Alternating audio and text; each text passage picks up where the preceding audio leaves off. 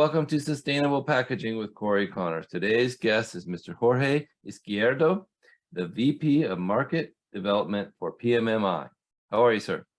I'm doing great, Cory. Thank you for having me here with you today.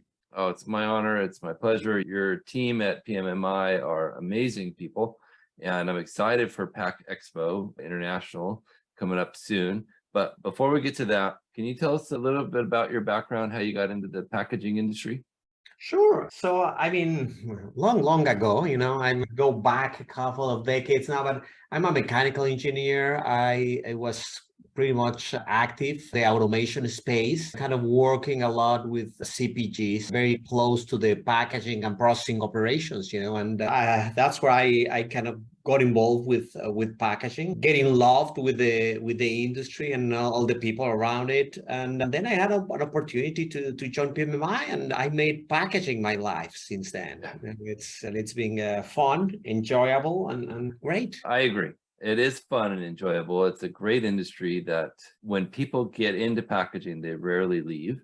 And I think there's a reason for that, because it's a group of people that are doing good things for the most part and really working hard to keep the world sustainable. But let's talk about the upcoming PACK EXPO International in Chicago, October 23rd to the 26th. Can you tell us a little bit about from your perspective, what's your favorite part of these shows? Well, there's no question for me. Expo, it's about all the technology, all the equipment that you can see live and working. That's by far the number one thing. That's number one. Number two would be the opportunity to chat with people and keep up with trends, what's new, what's coming, what are the new technologies that the different industries are embracing. And all these conversations, all this networking keeps you updated and gives you a good idea of what's happening in the whole industry. So I guess number one would be all this technology. Number two, I guess, would be all the networking right that you can do down there. I agree with you. I enjoy the equipment. I enjoy the advancements in technology. I enjoy seeing people. COVID put us at our houses for way too long, and it's exciting to get back into the real world. Can you give some advice to someone who maybe hasn't been to a PACK EXPO International before? Absolutely. So first of all, it's a very large show. We're talking about 1.2 million square feet of net space. That's exhibit space. That's not counting aisles and services and restaurants. That's just exhibit space. Wow. So to be honest, there's not a chance to walk the whole show. My first comment would be, make sure you make a plan, right?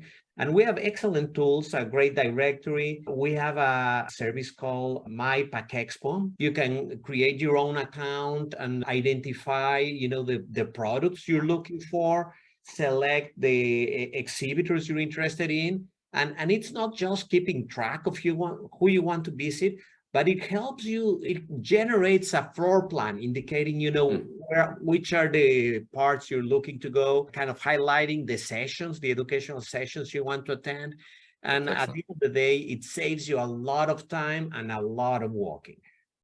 Yeah, and that can be a real game changer to have a planned route. I've been to shows like this before, and before you know it, your feet hurt and you can't walk much further. So that's really good advice. Thank you. And Cory, also, you were talking about what are the things to see. I guess one of the highlights this year, and it's been important in past years as well, but we're making it a very significant this time, is all the different sustainability courses available at the show. Yeah. So during the show, we have over 30 presentations about sustainability, and most of them are free for attendees. They are available right there at the show floor. We have also identified all the different exhibitors that provide either sustainability materials or technologies. They have what we call a Expo green icon to identify them. And there's, to be honest, there's so many different resources that we put together something that's called the Sustainability Solutions Finder tool. Even before going to the show, you can go to our website, to the PACK EXPO International website, and identify, all the different educational opportunities, all the different resources around sustainability that might be of interest for your company. Excellent. And so valuable moving forward. I'm constantly getting asked about new materials and any suggestions for new ideas. And this to me just sounds like a gold mine of that information. I know you've recently done a study, the Ameripen, about sustainability. Can you walk us through that and tell us a little bit about it? Absolutely. It was great timing for both associations, for PMMI and Ameripen. Ameripen is the American Institute for Packaging and the Environment. And at that point, when we started working on this project, we find ourselves kind of trying to figure out what was the mix of packaging materials that the industry will be working with in the next 5 and 10 years. And we are following kind of different parallel kind of roads. Paths, And yeah. we decided to join the effort here. It's let's do it, and it's worked great. To be honest, by now we have collected feedback from hundreds of participants in surveys and interviews. We're touching, of course, CPGs, material manufacturers, GMs, recycling and recovery professionals as well. So it's a very extensive research.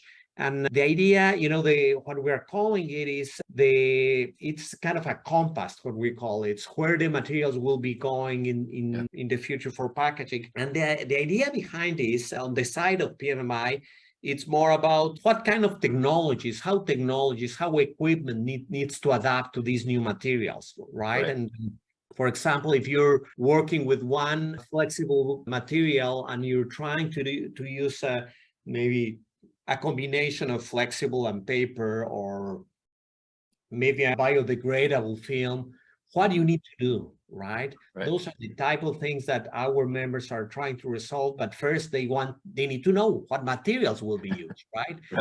On the side of Ameripen, they are more interested on the mix of materials to help in trying to inform better the supply chain on what's the best way to approach sustainability, right? So it was a win-win, and we decided to cooperate, and it's working great. We will be releasing the findings of this research during the show, during PACK EXPO. We have also different presentations before as well available for anybody that wants to learn more about the findings. It's excellent. And I'm seeing more and more in more and more of my interviews with people and my discussions with companies and brands. They're talking about collaboration. They're talking about how can we work together? Why are we trying to do this on our own when we can borrow resources from each other and come up with even more useful reports and studies in regards to sustainability and what the future is? This makes perfect sense, because not only do you have to know what the material is, but you have to know what kind of equipment is going to be necessary to use that material, so that you can start saving or start investing in that today. So Cory, it's very interesting what you said in terms of collaboration.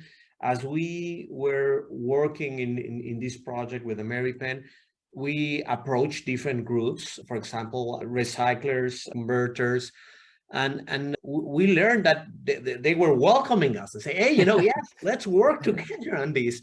And in fact, we had a session as part of this project, in an event with recyclers, and more than a presentation was an interactive session, kind of say, okay, this is what we're learning. What can you tell us? What are the key things that are going to make a difference for you as recyclers?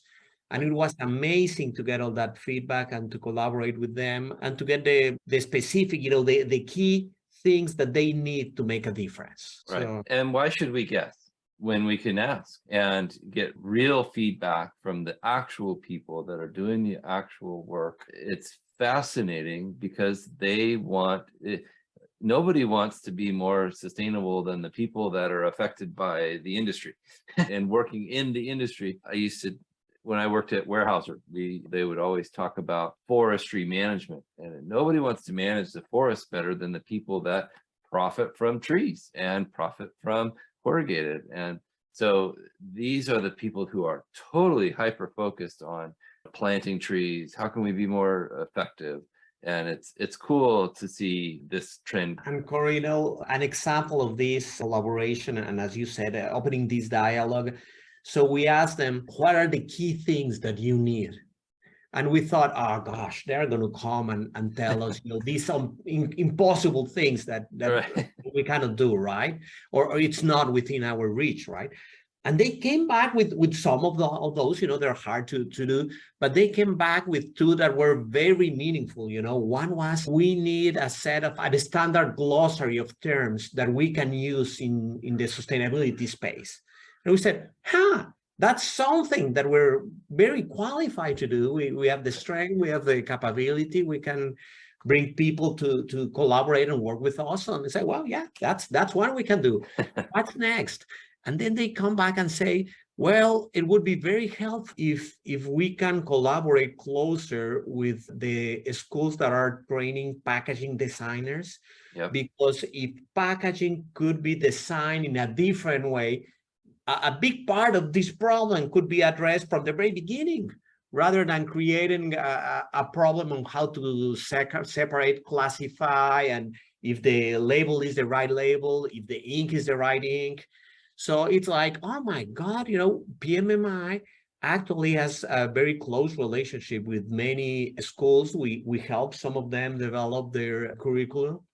So we thought, it's actually doable. We can work together on this. So it has opened the doors for lots of collaboration.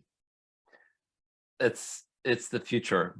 The students, we need to absolutely, I applaud PMMI for working with students, because, and I do my best to do the same. Anytime a student reaches out, I do my best to answer their question, provide any resource that they're asking about, because without them, 10 years from now, we're gonna have a shortage of people in this industry because it's growing so fast.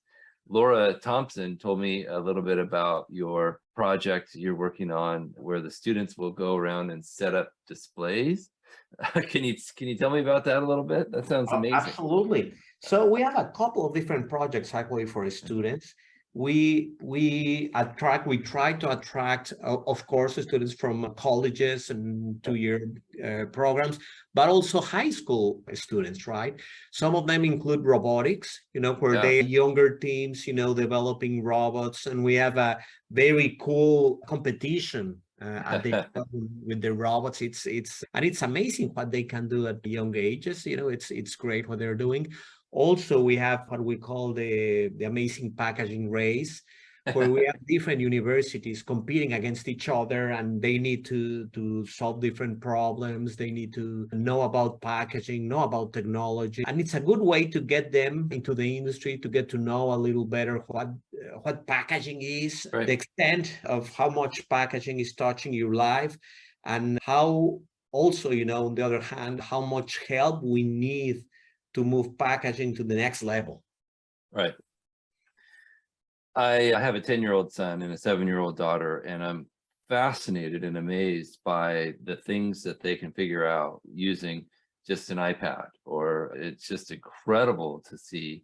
So that doesn't surprise me that young high school students can add value to this incredible event, because frankly, they've been training for it their whole lives. They know, yeah, you're right. You're right. And us, I don't want to date myself, but as older people, that's a little more of a struggle.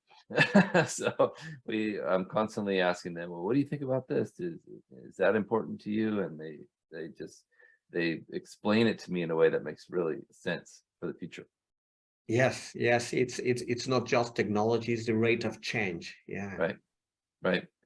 Well, we have to be ready for that. And it's exciting times in the world of packaging, in the world of sustainability. So how do people get in touch with you, Jorge, if they'd like to reach out? Absolutely. So number one, for everything related to our trade show, it's packexpointernational.com. You can find it, you can Google it, you browse, and you can get all the information about the trade show, where to find all the sustainability initiatives that we have. If you're looking for information to learn more about our research, you can go to pmmi.org/research. And you can find all our different data report. We recently came up with a sustainability report that is available. It's a white paper that's actually available in our website.